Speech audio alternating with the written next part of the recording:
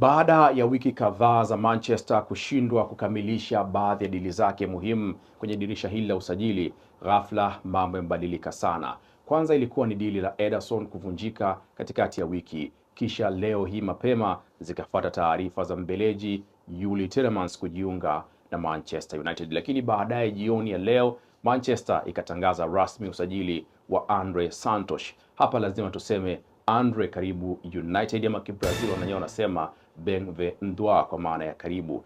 Lakini jambo kubwa si kusajiliwa tena kwa Andre Santos. Je, Santos ndio kiungo ambaye Michael Carrick alikuwa akimsubiri kwa hamu, au ni mchezaji ambaye bado anahitaji muda zaidi wa kukomaa ili kuja kuitumikia Manchester baadaye? Tutaangazia mambo mengi kuhusu usajili huu wa kina, na tayari mashabiki wengi wameanza kumwangalia Andre Santos kwa mtazamo tofauti. Karibu sana United Insider. Kama ni mara yako ya kwanza kufika hapa, hakikisha unabonyeza alama ya subscribe, pia bonyeza kengele ili kuwa wa kwanza kupata taarifa nyingi. Lakini tusiache kwenda mjini na twende ride usafiri wa kimtandao ambao unapatikana kwa sasa Dar es Salaam, Morogoro pamoja na Mwanza. Jambo la kwanza kabisa ilikuwa ni tangazo rasmi la Manchester United kuthibitisha kwamba rasmi Andre Santos amejiunga na klabu hii kutoka Chelsea. Kiungo huyo wa Brazil amesaini mkataba wa mpaka 2031 huku Manchester wakiwa na nafasi ya kuongeza mwaka mmoja mpaka 2032. Baada ya kutangazwa, Santos alisema kwamba Manchester ni klabu ya kipekee, ni ndoto yake kwake kuvaa jezi ya Manchester na kufanya kazi chini ya kocha Michael Carrick. Amesema na kimnukuu, nataka kujifunza na kuendelea kushinda mataji makubwa, kauli ambayo inachukuliwa kama ni jambo ambalo ni bora, na hii imewafurahisha mashabiki wengi wa Manchester. Inaonyesha kwamba amekuja akiwa na tayari na nia ya kuweza kupambana na kuipigania beji ya Manchester United. Sasa utajiuliza kwa nini Manchester waliamua kumchagua bwana mdogo huyu. Kwanza tuelewe hiki, Manchester hawakuwa na mpango wa Santos mara ya kwanza katika dirisha hili. Kiukweli majina aliyokuwa anaongoza kwenye mbio alikuwepo Ederson, alikuwepo Matheus Fernandes, Tonali pamoja na Elliot Anderson. Lakini baada ya madili kadhaa kuvunjika na dili la Ederson kushindikana, klabu ilibadilisha kabisa mkakati, na ndipo jina la Santos likapewa uzito mkubwa kama ambavyo ilikuwa msimu uliopita walimhitaji. Inaonyesha kuwa viongozi wa Manchester walikuwa tayari na mpango mbadala katika michakato hii ya kusajili, wasingeweza kulazimisha kusajili, na hili limewezekana kwa kuangazia umri wa kijana na potential kuweza kukua na kufanya vizuri akiwa na Manchester United. Miaka 22 na nafasi ya kukua zaidi. Mashabiki watarajie nini kutoka kwa Andre Santos? Tusitarajie aina ya jambo kubwa sana. Kwanza ataingia kwenye kikosi, huenda akaingia taratibu ama akaingia moja kwa moja, na kikosi kinajengwa. Ni mchezaji ambaye ana sifa nzuri, ambaye atakuwa wa muda mrefu zaidi. Ni kiungo ambaye anapenda kushinda mipira kiukweli, ana nguvu na ana uwezo wa kuisogeza timu mbele, na anajua namna ya kupambana na ana ujasiri wa kuweza kucheza kwenye presha kubwa. Hivyo huyu ni mchezaji ambaye Manchester anatarajia kuwa mchezaji wa muda mrefu zaidi katika eneo la kuboresha uwanja, na tayari ana uzoefu na ligi ya England, tofauti na wachezaji wengine ambao labda wasingekuwa na uzoefu na ligi ya England. Hivi Carrick anatarajia sasa kupata machaguo zaidi kwenye eneo lake la kiungo, na tunatarajia kwamba wiki ya kwanza mazoezini itaanza kumjenga zaidi kwa moja wa wachezaji muhimu wa Manchester kuelekea dirisha lijalo.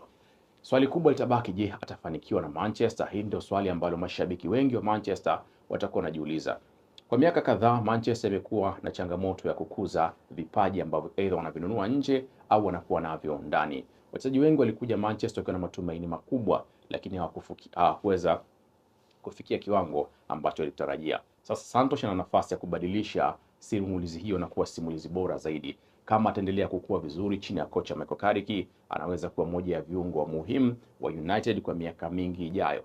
Miaka 22, ana mkataba wa miaka 5, anaweza kuongeza mwaka mmoja mpaka 6, kwa anatarajiwa kuwepo Manchester mpaka akiwa na miaka 28, na kama atafanya vizuri basi anaweza kuwa bora zaidi. Lakini kuna ongezeko la kuja kwa Yuri Tielemans ambaye taarifa zinaeleza atafanya vipimo vya afya kesho. Hili ni jambo ambalo linaweza kuiboresha sana timu, na tutaongeza uwiano mzuri kati ya uzoefu wa Yuri Tielemans mwenye miaka 29 na Santos ambaye ana miaka 22.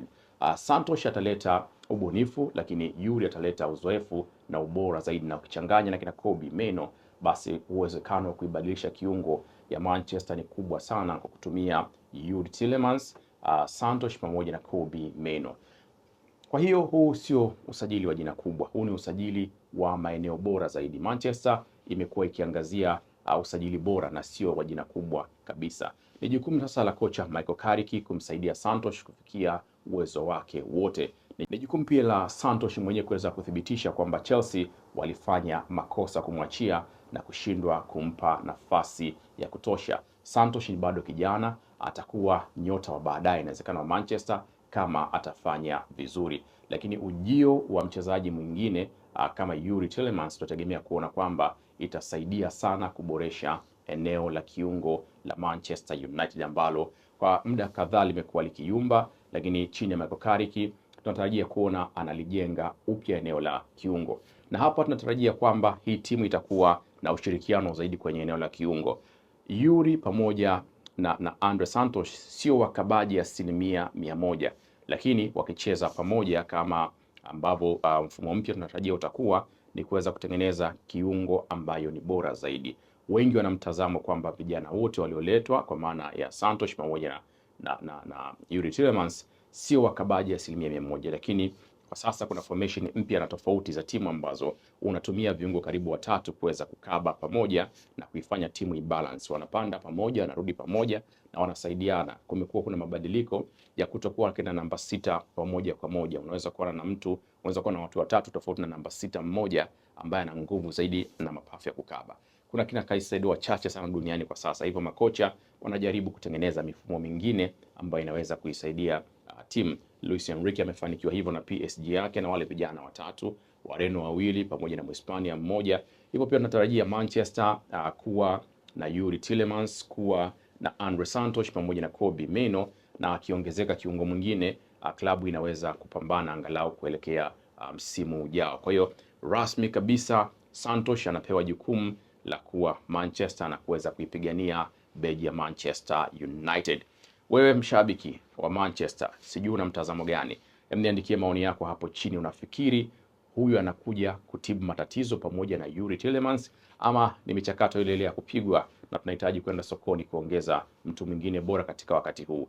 Lakini huu ndio wakati ambao Ineos pia wametuonyesha sajili zao mbili, wamesajili wachezaji wawili ambao wameshacheza kwenye ligi ya England pasipo kutumia hela kubwa. Imetumika karibu paundi milioni 85 kumpata Andre Santos pamoja na Youri Tielemans. Niambie maoni yako hapo chini. Je, ni usajili bora ama ni kupuyanga kwingine kwa Manchester United? Subscribe, like na share, na twende mjini na twende ride.